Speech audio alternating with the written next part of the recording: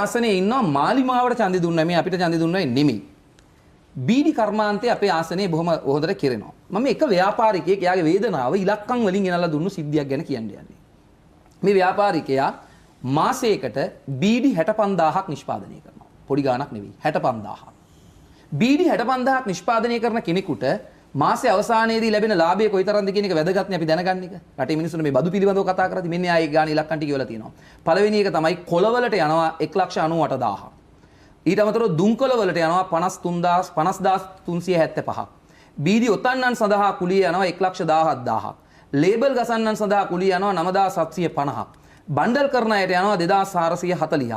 ඊට අමතරව ලේබල් කොළ සඳහා යනවා 1,220ක්. ප්‍රවාහන කටයුතු සඳහා යන වියදම 1,15,000ක්. සම්පූර්ණ වියදම 3,94,000යි. බීඩි 65,000ක් විකුණපුවම යාට එනවා 6,50,000ක්. 6,50,000ක් එනවා 3,94,000යි.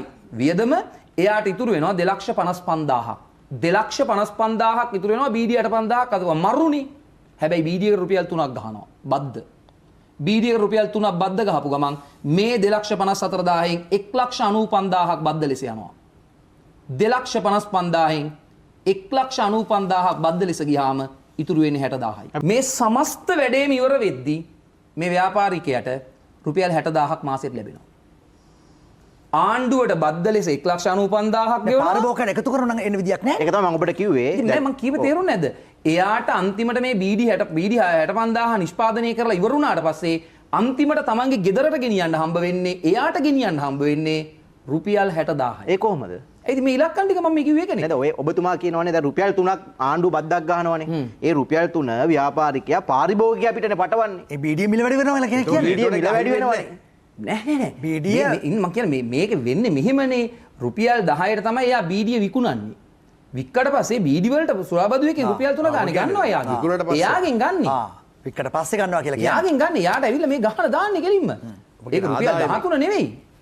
ඒක බීඩිය රුපියල් 13ට කඩේට දානවා කියන එක නෙමෙයි. ඒ සාමාන්‍ය වෙන්නේ අරක ව්‍යාපාරිකයා බද්ද පටවන පාරිභෝගිකයා. රුපියල් 13ට බීඩිය විකුණන්න පුළුවන් නම් එයාට ප්‍රශ්නයක් වෙන්නේ නැහැ 2,55,000ක් එනවනේ. ඒතර එයාට ප්‍රශ්නයක් නැහැ නේ එහෙනම්. මේකේ ප්‍රශ්නේනේ මම මේ කිව්වේ දැන් මේ මෙයාගේ ප්‍රශ්නේ මම මේ කියන්නේ. ඒතකොට එයාට රුපියල් 60,000ක වගේ ලාභයක් එනවා. කතාව තියෙන්නේ මොකද්ද?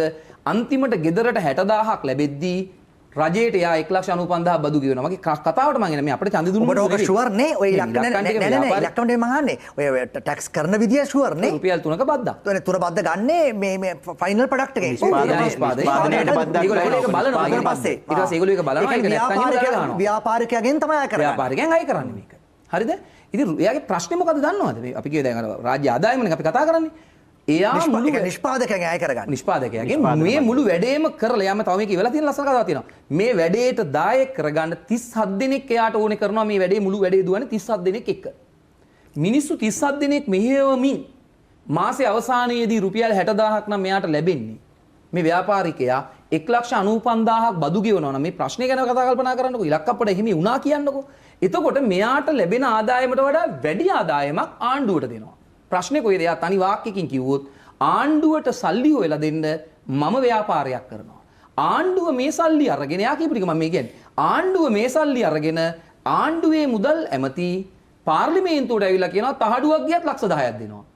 මෙයා කියන විදිහට 60,000ක් ගෙනල්ලා මගේ ළමයින්ට දංකුඩ තමයි කවන්නේ. දංකුඩ කියන්නේ දන්නවනේ මොනවද කියලා?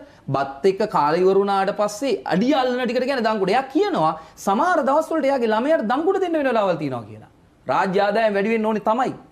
ඒක වැඩි වෙන්න ඕනේ නැහැ නෙමෙයි. නැත්නම් රටක් ගෙනියන්න බෑනේ. හැබැයි ව්‍යාපාර ඉහළ නම් වල ව්‍යාපාර වැඩි කරලා මේ ව්යාපාරිකයන්ගෙන් හූරගෙන මේ මුදල අරගන්නවා නම් මේක මං කියන්නේ ඛේදවාචකයක් නේ. එහෙනම් මේවට උත්තර හොයන්න ඕනේ. හැබැයි මම මේක පිළිබඳව තව දෙයක් කියනවා. අර පටන් ගන්න කියපු කතාව.